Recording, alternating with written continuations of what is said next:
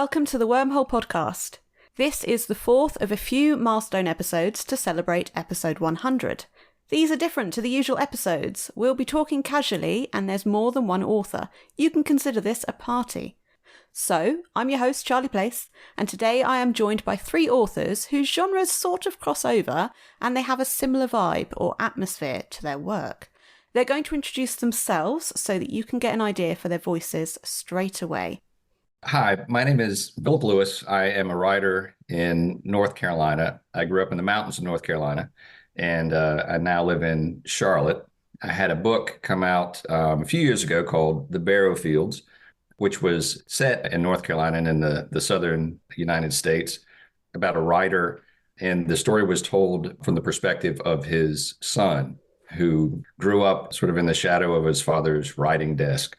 And there was sort of a great unraveling, and the story is unspooled for you by the son who sees all this tragedy happen. In any event, very proud of it. And since then, I've been working on a new book, which is provisionally titled A Cold Glitter of Souls. And it's sort of loosely based on this Seamus Heaney poem, Limbo, which I read several years ago and was greatly affected by. And that one's in the works. And we're hoping to have it out on submission sometime early next year. Hello, everyone. I'm Melissa Fu, and I am a writer based just outside Cambridge in the UK. I grew up in northern New Mexico, and my first book, my debut novel, is called Peach Blossom Spring, which is a historical fiction that follows three generations of a Chinese family, starting in 1938 in China during the Sino-Japanese War, and follows them through the Chinese Civil War. They flee to Taiwan, and eventually the son emigrates to America. So it covers about 70 years, three generations, lots of travel, lots of continents.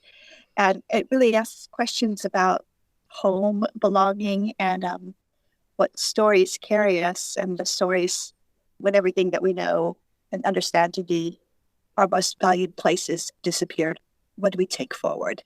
So that came out in 2022, 2 years ago now. And I'm working on what I hope becomes my next book. And I'll just say that it's going. Well, I'm a little superstitious about saying too much about it.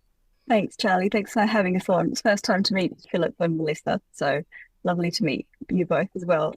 So I'm Amanda Geard, and I'm originally Australian.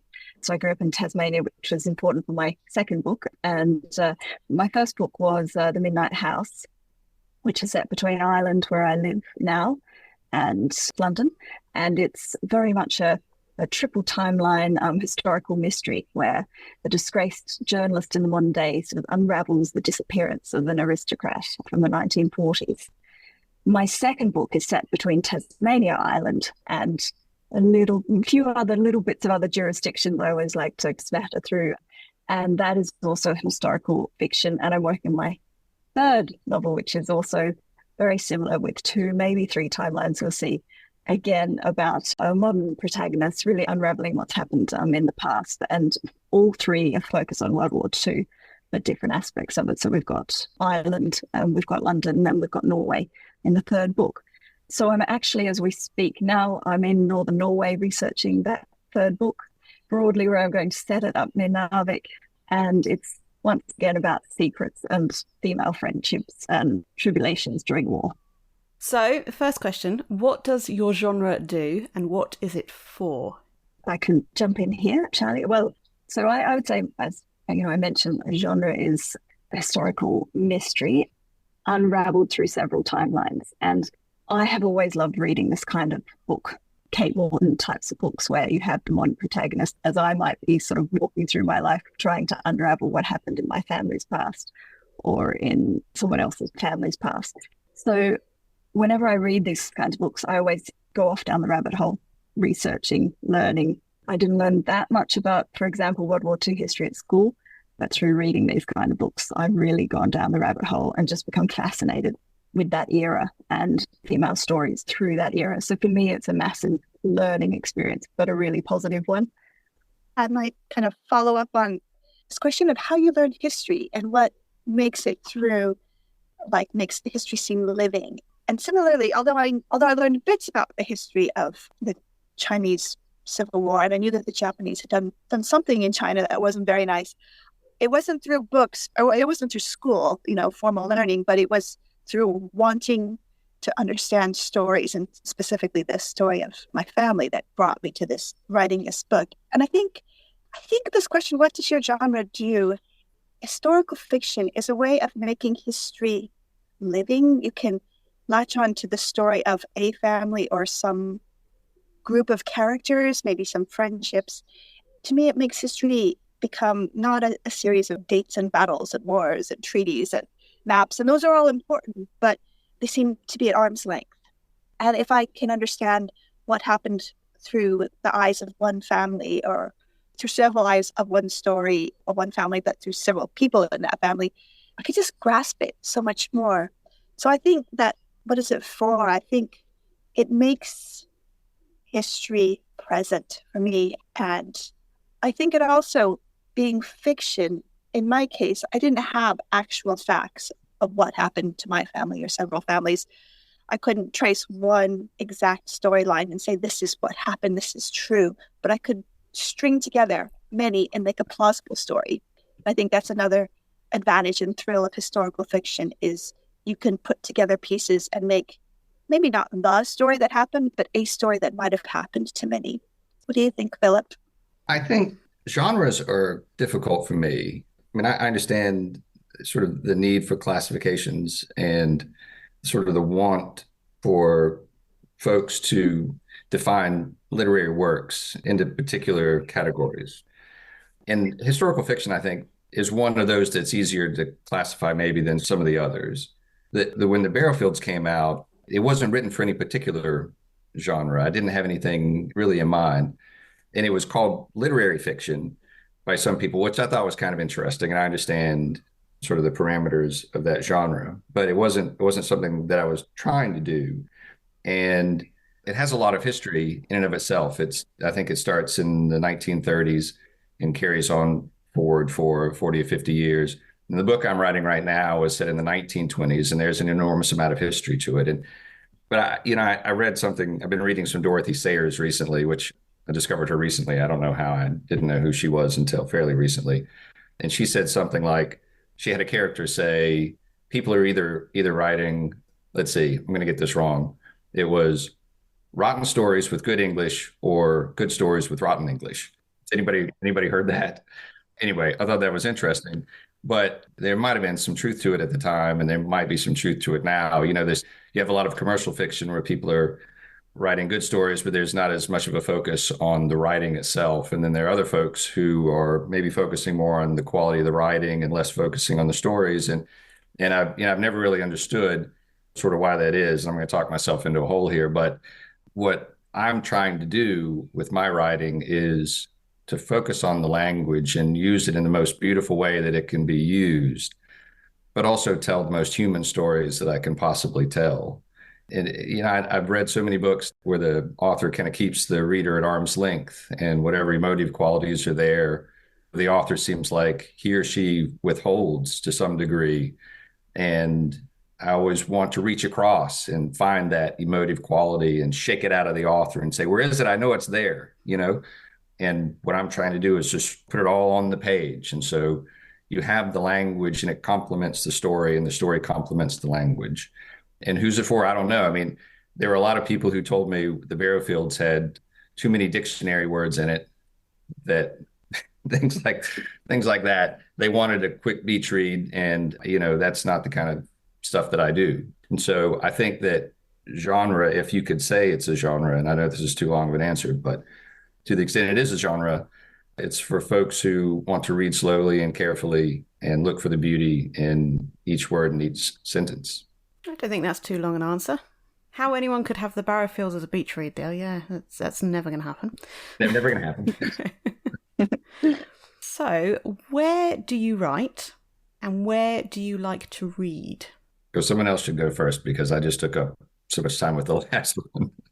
I'll jump in here, Charlie, and say that I don't have much of an answer to this one, because I pretty much will write and read wherever I am. I've set up this last time we talked, I had a lovely office behind me that I set up in Ireland, and just the right color, just the right desk, and just the right books. But half the time I find that I'm writing at the kitchen table or on a notepad outside or in the car or, jotted down notes on the iPhone. I think sometimes you just have to snatch the moments to write as well. And I do the same with reading. I never read on the phone, but I've always got the Kindle with me. So if I'm waiting in line or I'm at the doctor's or whatever, I'll always have a book or the Kindle. And one of the great things about becoming an author has been getting all these proofs and all these early novels appearing in the post from fantastic authors. So I've got a few here in the cabin in Norway, and I end up devouring them all the time. We haven't got a TV or anything, so I curl up in the corner or at the kitchen table and read wherever I am. I would like to read and write in your cabin, Amanda. It sounds amazing. Yeah. Well, you're very welcome. We're very welcome. Perhaps next time we'll do this together from here. I write anywhere. Well, I write a lot in a notebook, as you can see. I always have a notebook with me, and a lot of what becomes the book starts off in pen and paper. So wherever I am, I write things down. What I'm actually starting to work on, but a manuscript or a project, I trick myself in that. First I say, I just have to keep my pen moving on the paper for 30 minutes or 45 minutes. So that's easy, no stakes. Then I say, all I have to do is type it up. And all I'm doing is I'm typing notes. So then that's like the next bit. So I think where I write, I'm constantly trying to look for the easiest way in. So that does involve me writing in a lot of cafes because I'm bribing myself up, get a nice coffee or, be a nice atmosphere. But I think there is something to being out of context. It's easier for me to move into a fictional world if I'm not surrounded by my real world. Where I like to read, I'll read anywhere. I read in bed every night. Yeah. And since I got this iPad I mentioned, it's nice, especially if my husband wants to be asleep and I want to be awake reading. I can just use the backlit. So I like to, I have two desks in my house. I have one in the living room, which is where I am now. And I've got an office upstairs. But I find myself writing in the living room more often than not. And I sit at a window, and the window looks over this backyard, and it sort of slopes down to a creek. And then there's sort of a field beyond that. So there's a fence and then a creek and then the field sort of beyond. And it faces sort of the southeast. So when you're sitting here in the morning and the sun's coming up, and particularly this time of the year when everything's kind of golden green, it's really, really lovely and it's serene and it's quiet. And I've got a couple of bird feeders right outside the window and I can see all the birds, and it puts me in a really good place to write. But, I think as Amanda and Melissa were saying, like when I did the first book, I was very particular. I felt like I needed to be in one spot. And then I realized that it had nothing to do with the spot, that I just needed to be writing and working. And so now I find myself just sort of working wherever I am. And I have a day job. And so I find myself, I'll go into my job, and when I'm supposed to be doing other work, I'm actually working on my book. And so don't tell anybody about that. And in my last job, I almost got fired because, I was spending so much time working on the barrow fields when I was supposed to be doing things for other people. I would surreptitiously print drafts and things, and I would run to the printer, and then it would jam and a piece of paper would get stuck in the printer and the IT people would show up, and it was all very embarrassing. But now it's much better. But yes, I write just wherever. I think all of us are of the same sort of mindset with respect to reading. Wherever I go and wherever anyone in my family go, everybody is just carrying books. We have books with us. There are books in the car. I have backup books in the car. I have backup books. You know how that is. But yeah, always a book, and there's always a pen inside the book so I can make the marks inside the books. And I mark up my books because I like to remember things. But just wherever I am, I will not be sitting idle. If I have 2 minutes, I will have a book in my lap.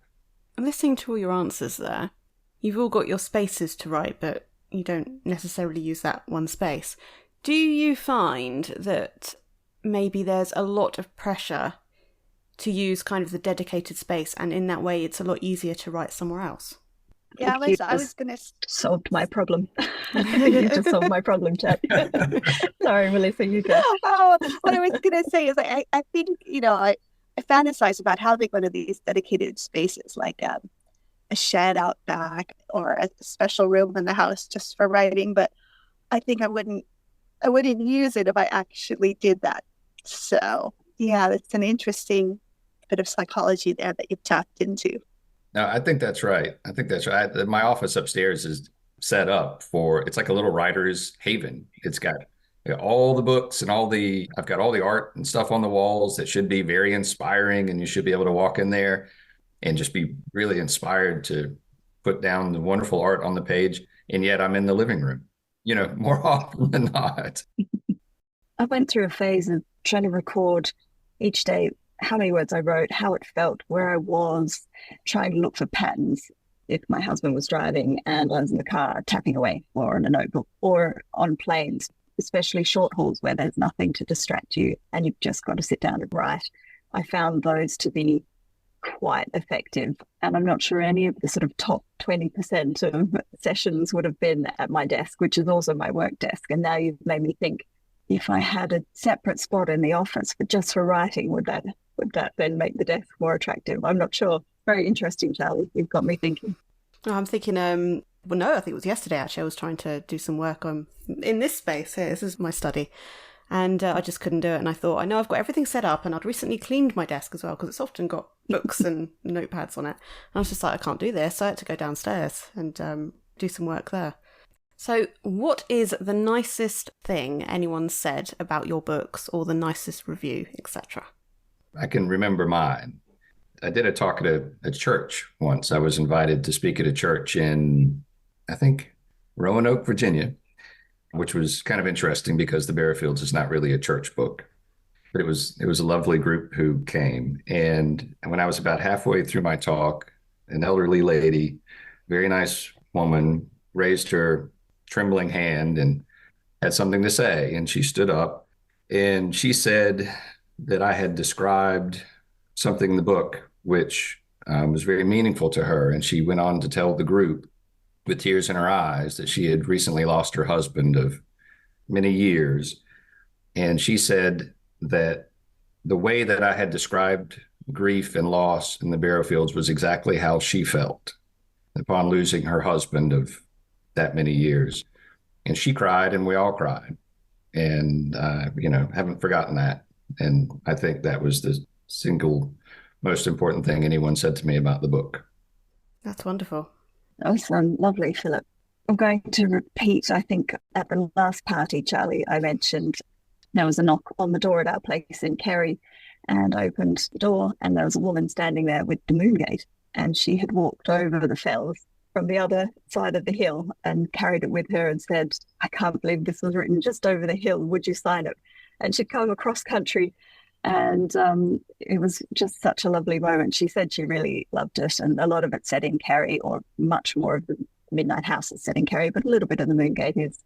But actually, something to add to that, Charlie, since last time, this lady, Pamela, then went on to publish a poetry collection, which I went to the launch of and was able to take her book to her to get signed as well. So it was a lovely circle in the end. That was a few weeks ago. What a lovely story. Both of those are really moving. I think that's like one of the biggest rewards and kind of unexpected rewards of writing a book, is when you find that it's touched someone or resonated with someone in a way that you hadn't imagined or expected. I think it's both humbling and also it feels like a connection has been closed. You write the books to hope to reach a reader, and then when the reader reaches back to you and says, I got the message, it's really something. I think for me, one of the really moving comments that I've had from a few different people. So in the story, my characters among the different generations, they don't manage to always connect and talk to each other and share what happened. And so one of the sad things in the story is this loss of transmission of stories for various reasons. The characters they have good reasons why they don't do what they do. A couple of readers get in touch and say, what, your book made me want to ask my parents more about their experiences. And often it's been people whose parents are immigrants or grandparents of immigrants or grandparents had lived during the war. And it could be Sino-Japanese or Chinese civil wars. It could be World War II. But it's just the thought that the stories in my book, failure to communicate among the characters has inspired real people to connect and communicate with their families is not something I would have imagined it would have happened, and makes me really happy. They're lovely stories. Really, really lovely. So, can you tell us about a time when you were a guest on another podcast? A podcast that I really enjoyed, that actually I met through social media, Instagram. I met the person Samia Assis, and her podcast is called The Diverse Bookshelf. And what was really special about getting to be a guest on her podcast was she had read an early copy of my book and was a real champion of it. And I just loved the way she spoke about what she found in the book. And I kind of corresponded with her informally for some time. And then 6 or 8 months after the book came out, she said, "Oh, I'm thinking of starting a podcast. Would you like to be a guest?" And, "Oh, that would be fantastic." And so eventually, she got her ideas together and started the podcast. It was such an honor to see it go from the very beginning to, I think it's maybe done 2 or 3 seasons now, or maybe this is its second year, now I think about it, because I went to the 1-year birthday party of the Diverse Bookshelf podcast. It was neat to see another creative endeavor come alive and get to be a part of that. It's a thriving podcast. I would recommend it along with the Wormhole, of course. So Charlie, apart from my podcast with you, obviously, I was very fortunate that the Midnight Hustle's Richard and Judy pick in the UK and Ireland. I was very excited, and then I discovered there was podcasts for each pick, and then I was very nervous. But through that, I contacted quite a few of the previous picks to ask them about the podcast and what it was like. And then sat down and chatted with Rich and Judy themselves about the book, and they were really fascinated about the Irish setting. Obviously Judy being a Finnegan as well. And we talked at length about Kerry. I'm a blow-in in Kerry, so I'm Australian. And so you have to live in Kerry for about 50 years, and then you're considered to be not a blow-in after that. So we talked about being a blow-in and how, if you're having a bad day in Kerry, you'll go down to the corner shop and someone will make you laugh. It was a really warm podcast. I enjoyed it so much. And then about a year after that, I got a proof of Judy's book, which came out in November. And so I thought there was this really lovely connection. Obviously, I don't go around to dinner or anything, but there was a really lovely connection made there. And meeting and talking to all those other authors before that podcast was really positive. It's one of my favorite things, about being an author has been the people that I've met. In Charlotte, there is a guy named Landis Wade, who is a retired lawyer, and he's also a writer. And he started a podcast several years ago featuring local writers, North Carolina writers. North Carolina is such an extraordinary place with such an extraordinary literary tradition. There's so many storytellers here. And where I grew up in the mountains, it was particularly true. This sounds sort of like a cliche, but I promise I'm not making this up.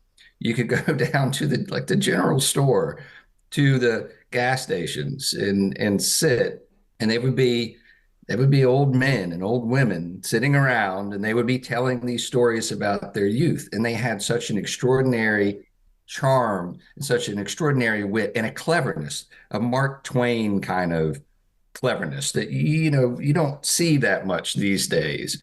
And North Carolina in the South is full of those kind of writers and those kind of storytellers. And so what Landis has tried to do is find all those people and give them a platform.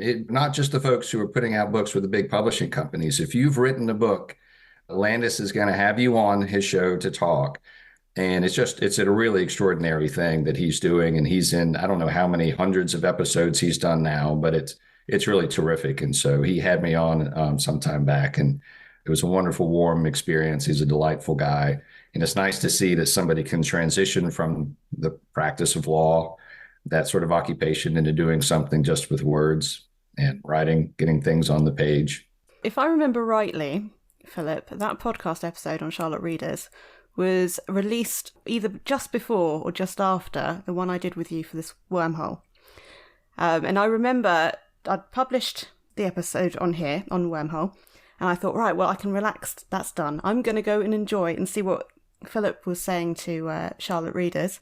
And I have a favourite podcast from that. So Wonderful. I very much enjoyed that one. That's great to hear. That's wonderful. That's good to hear. Thank you. And I'm going to have to, I've listened to Amanda's podcast with Richard and Judy, and I'm going to have to find this one for Melissa as well. Listen to that one. Philip, what's the name of the podcast again that Landis does? I think it's called, is it called Charlotte Reads or Charlotte? Charlotte Readers, yeah. I am a podcast junkie. I listen to so many, so new one to add. It's a pretty good one. It's got a lovely vibe to it. So, what did you do before you were a published author, or what do you do alongside your writing? I did lots before I finally wrote everything. It was all backstory, getting myself ready to write. But I was a scientist for a while. I was a physicist. I taught physics then in schools. I taught secondary English. I did science outreach. I had 2 kids. I still have them. They're just bigger now. I did writing for educational companies. And I think the thread through it all is I was always writing in notebooks, right? I had a really particularly bad teaching job. It was just a disaster of a teaching job that I left. And I thought, you know what? I'm going to stop trying to make it work so that I have an easy answer to the question, what do you do? I'm just going to do something I want. I've always wanted to write. That spurred me into just going for spending a lot of time and taking myself more seriously. Now, after having a book out and excitement of going through the whole process and hoping to do it again, I don't write full time, but what I do is I work with students at the university here who have learning disabilities as a mentor. And it's great. I meet with them about once a week for up to an hour and just kind of talk about what's going on in their lives and their university time. It's such a wonderful insight. I mean, they're brilliant people. I feel like I'm getting little mini character sketches each week. So it's sort of secret character development research. It's also, for me, it's kind of the best parts of teaching without any of the not so fun parts. So all I really focus on is the person. Yeah.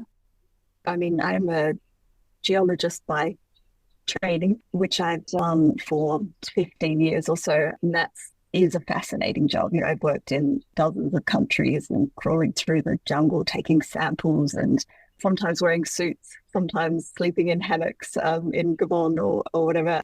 And I met my husband in Jordan at a drill rig, so it's been a very interesting, really interesting journey. And you can sort of go anywhere with geology.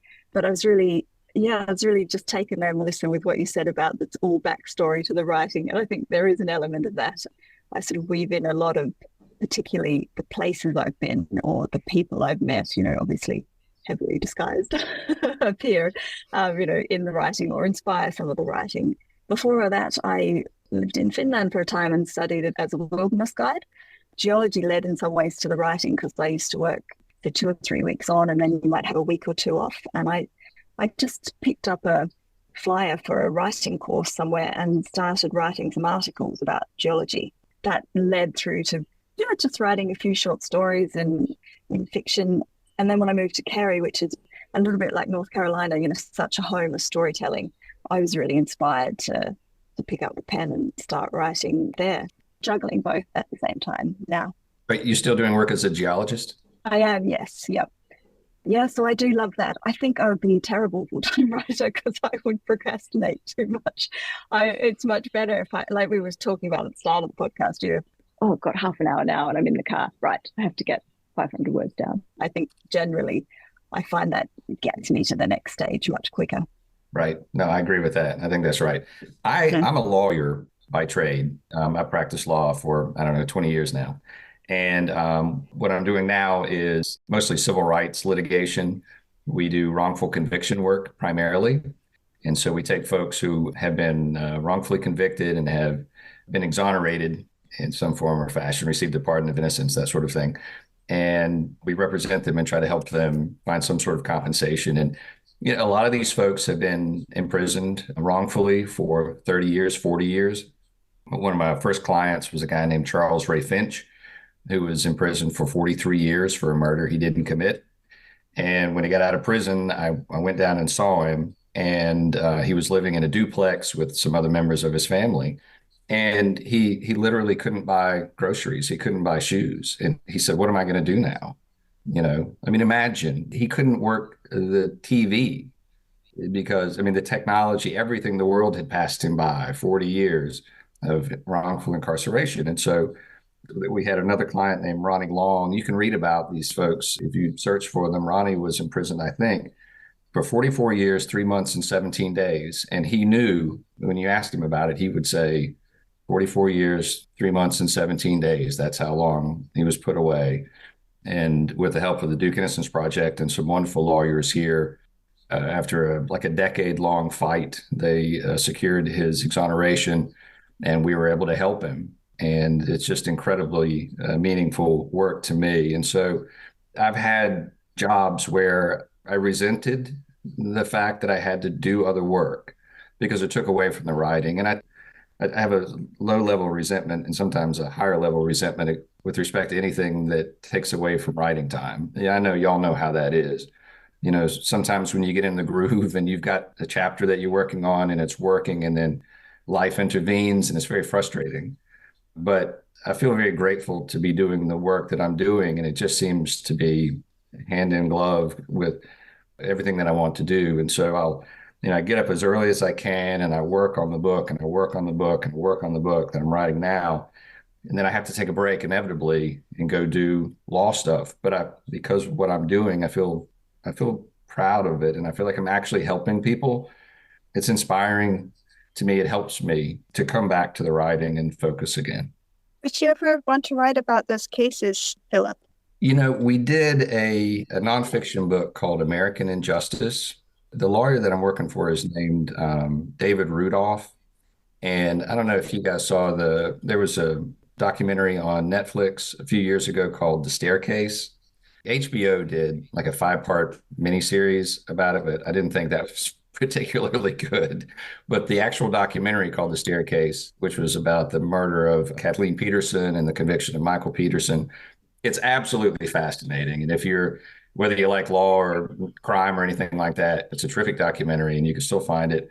But the lawyer who was featured in that's whose firm I work for. And we worked on, and I helped him put together a book on wrongful convictions that came out a couple of years ago, and it's called American Injustice. It's a wonderful collection of those stories. And I think we told all the stories in a very compelling sort of way, and I'm proud of it. So that's where some of them are, if anyone is interested. I'll put some links up for that. That'd be great. So you're all helping, I think, society in some ways. So you can have a coffee morning with 3 other authors, living or dead, because spirits are welcome in this shop. Who are you choosing? Listeners, I won't keep all of this silence in the podcast for you, but the authors are here writing down things. I think they're coming to their conclusions. That's a very hard question.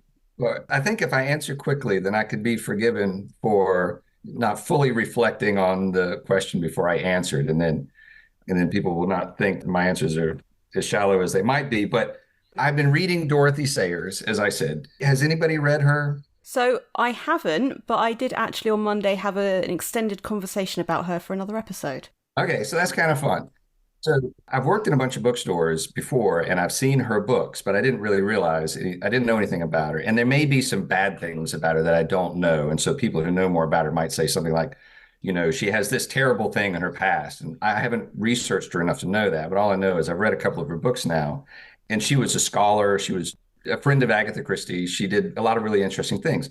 She worked for an ad agency that did advertisements for Guinness, the beer. And anyway, there's a lot to her character, but I've really been enjoying her mystery novels. And you could tell that she must have been an absolutely fascinating person. From the text just alone. And so I think right now that would be she would be a really fascinating person to sit down and have coffee with. There'd be no telling what she would say. I would also love to sit down and speak with Sylvia Plath, who I've been reading a number of her poems recently. Not recently, I mean, it's sort of chronically. I just have so many questions. I have a lot of questions. I think I would like just to sit down or go for a walk with Sylvia. And beyond that, there was a guy, the newspaperman and author H.L. Mencken. He wrote a lot, and a lot was written about him, but I still feel like it's a fairly narrow view of who the man really was. And I think he had a lot of angels and a lot of demons, but there's no question that he would be a very compelling person to sit down across the table from and have a coffee with. I'm wondering if any of these lists are going to match at all, I suppose. It's so hard to know. Like, you've got favourite books and favourite writers, but often I don't know anything about the writers. Sometimes, especially modern books, I don't know much about the writers themselves. So it'd be interesting to put out the invites and see how the dynamic goes around the table. But, speaking of favourite books, one of my favourite books is I Captured the Castle. So I would probably invite Dodie Smith. And also I did read a lot about her writing of the book, and her husband built a model of the castle, and she was away from England at the time. And you can feel the sense of missing home in the novel. And she went through a lot of tragedy. And I think it could be an intense conversation, but I think it would be really interesting. And because I'm here in this remote cabin up in northern Norway, I'd probably invite Henry David Thoreau and have a chat about his experiences and find out what he thinks about the state of the modern world and chop some wood with me. And then have dinner, obviously, because that was the question. And then one of my other favourite authors is Carlos Ruiz Zafón, and I'm a real fan of capturing place in my writing. Well, I try to do, but he's obviously the master, or a master. As I've been sitting here, my list has been growing. I would have this one, I would have this. But actually, Charlie, you were wondering if there would be any overlap. My second author I wrote down, I won't tell you how many the list is. I will only say 3 of them. But as Ralph Waldo Emerson, who was a friend of Thoreau's. And actually, I think Thoreau would kind of turn up at Emerson's house for dinner every so often.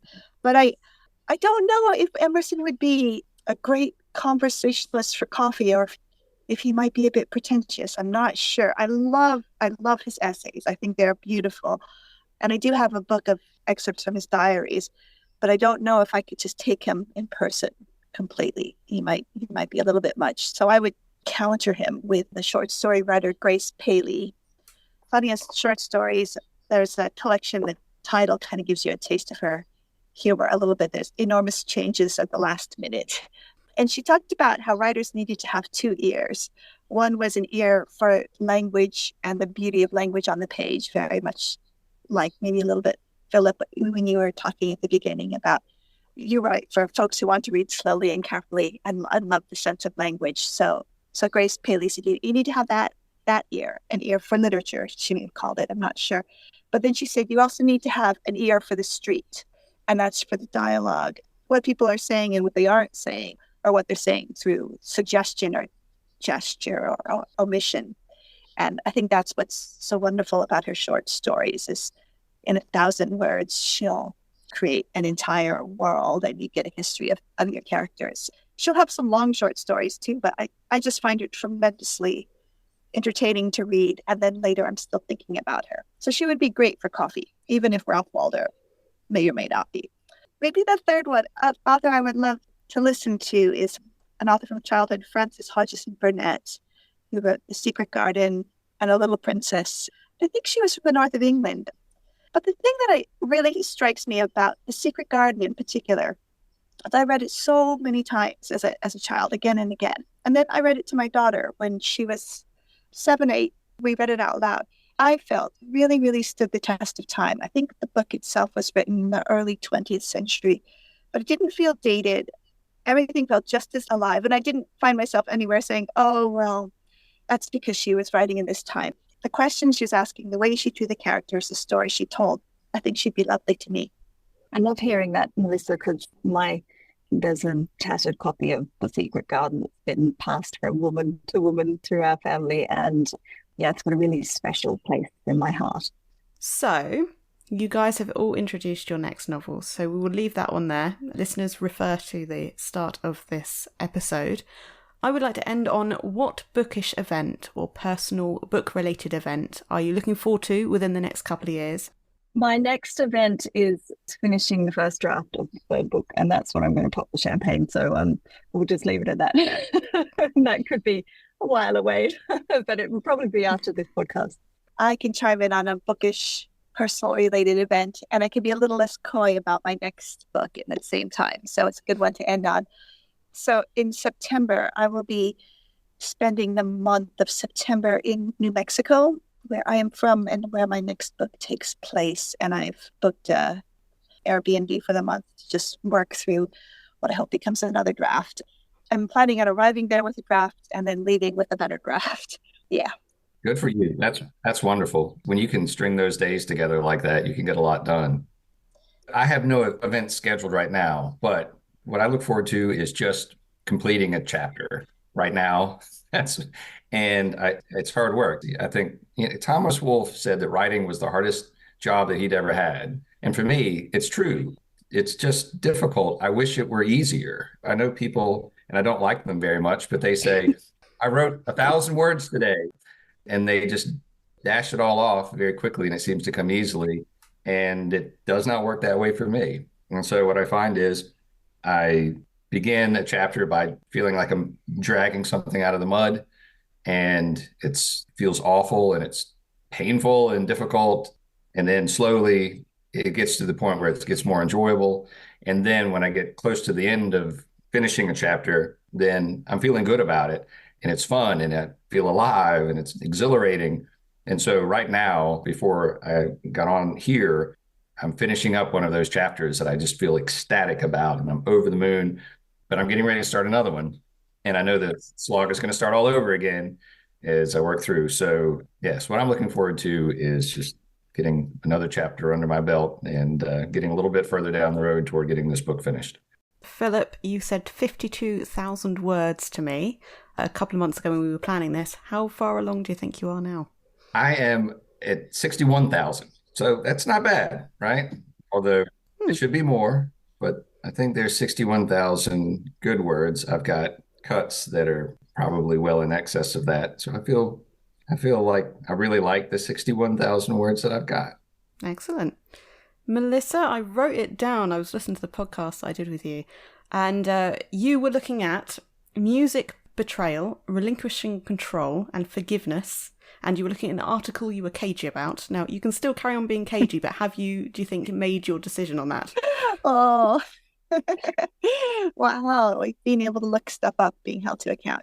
So I have since abandoned that idea. I really liked it, but it wasn't the right idea for me. Maybe I'll grow into it. Music, control, and betrayal. Music, it's not as big of a deal in my current project as I wanted it to be, but one day. Fair enough. All sounds very interesting, and as you all know, I'm incredibly interested in seeing what you write and what is getting published next in all three cases. Everybody, thank you for being here. Thank you for your continued support of my podcast. It does mean a lot. Yeah, thank you so much, Charlie. Thank you. So thank you both. Yes, thank you. Listeners, thank you for your continued support as well. It's very much appreciated. The Wormhole Podcast, Milestone Episode 4, was recorded on the 28th of March and published on the 29th of July, 2024. Music and production by Charlie Place.